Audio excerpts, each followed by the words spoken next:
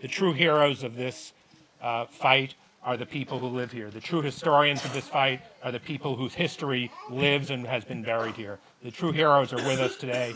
The true people who are going to be impacted by whatever is decided are here with us today, and we are so proud to be able to have them with us. Marie?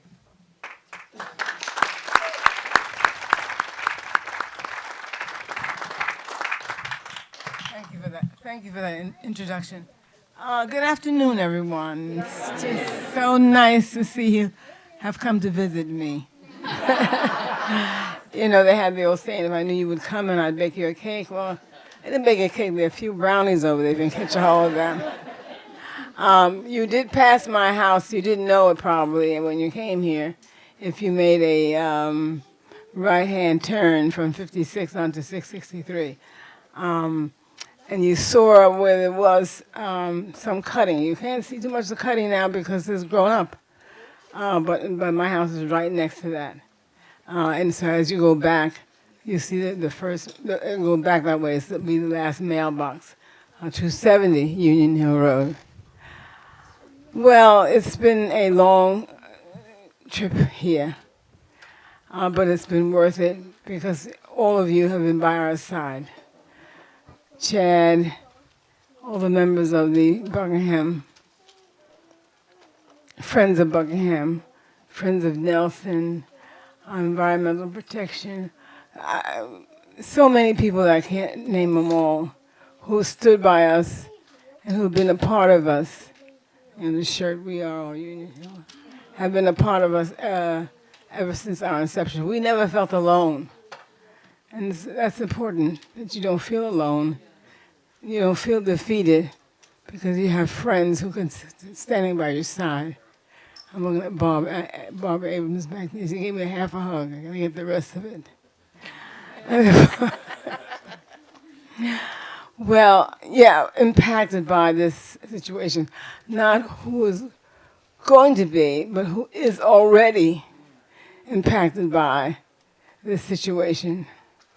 I was fortunate enough to, my family and I, my husband, to be able to move here when we retired from the large metropolis. It was wonderful to come here. We had found the land 22 years before we moved here, and we had been here 22 years, so it's like 40, almost 50 years that it was so beautiful, and we met such wonderful people. And so we said, isn't it great that we picked the right place to be with our ancestral friends, and we can continue to grow and develop. And I say grow and develop because Tatiana was one of my former students, and you may hear from her today. She's grown to be a fine young lady who listened to the teacher. Well, impact. When you wake up in the morning at 6 a.m. with the birds, that's fine. When you wake up in the morning at 6 a.m. with this large, loud noise, that's not fine. When you go to see what it is, and you see the trees, you come up, just beyond my tree line. Trees were just going down, just going down. I said, what is going on? No one said anything to me about that. Dominion had told me, had showed me at one point where the pipeline actually crossed my driveway. And when I asked them what was I supposed to do, they couldn't even give me an answer. Then the next thing I know, that they had moved their little orange sticker, and it was just down a little ways, not on the driveway, but certainly right next to with eyesight in the wintertime to the house. I was furious because I said, I don't know what's going on here. My husband isn't well. And he said, oh, what are we getting, new neighbors? I said, no, not those, darling. Well, I decided that I was going to see Dominion myself, who I could see from there, to let them know they had some nerve to wake me up at 6 o'clock in the morning, knocking down trees that I know nothing about. So when they had their employment opportunity, I said, I'll catch them there. And I did. I got a hold of 3 of them. They didn't know what I wanted to talk about. And did I give it to them? I gave them all out. And so much so, they did apologize. They did apologize, and they promised that. I said, it doesn't have to be because there's somebody living adjacent to you. I live next to that forest. That's human to me. That's life to me. It doesn't have to be walking on 2 legs, but it's still life. So they agreed that they will always notify the people or whomever is adjacent to where they're going to drop the trees. Just got something the other day about water. They've done my well. They've done my house structure. I said, why are you doing the house structure? I mean, you said everything is going to be all right. Why you have to come in? Well, just in case. And I said, yeah, just in case. I said, why do you have to do the well water? And that's what bothers me more than anything, that my well isn't within sight of the pipeline ditch. I don't know how it's going to be saved from being polluted. So that's the impact already is that I'm worried, the worries that I carry. I try not to carry them because I believe in the Lord and that He'll make everything right. But that poor human that remembers all of the sad things that happened to people who, had no voice. So I'm each day I'm looking, I get something, or every other day I get something at one time from Dominion, not too much from them anymore. Try to stay away from them and all their concerts.